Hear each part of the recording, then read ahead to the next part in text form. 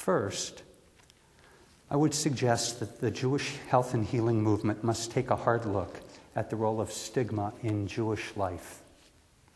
Stigma and its darkest partner, the fear of death, are not well recognized enough as barriers to the opening up of Jewish life to the rich potential of the Jewish health and healing movement. The 60s folk singer Phil Oakes said it well. A liberal is 10 degrees to the left of center in good times, 10 degrees to the right of center when it affects him personally.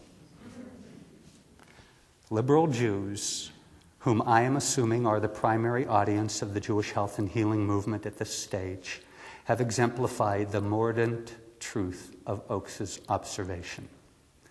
They have been good at addressing stigmas that do not affect them personally.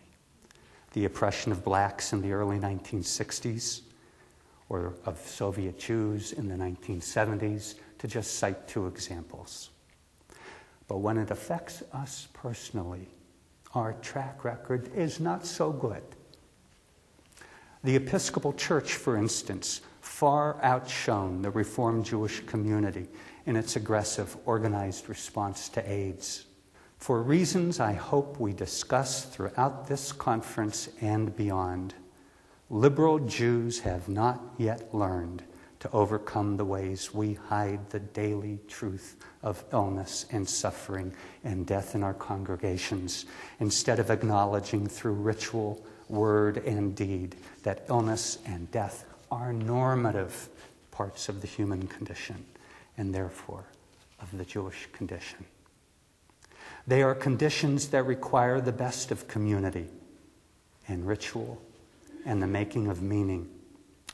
Instead, we hide and stigmatize illness and suffering in subtle, insidious ways. We ask our rabbis to be our bearers of words of comfort and Torah, not ourselves. We ask Jewish healthcare professionals to bear the same unreasonable burdens, to do too much of the work of healing that society as a whole unreasonably asks of all doctors and nurses. We burden doctors and nurses with too much, and then are surprised that they react by keeping us dependent, or at arm's length, or by pretending that they can play God.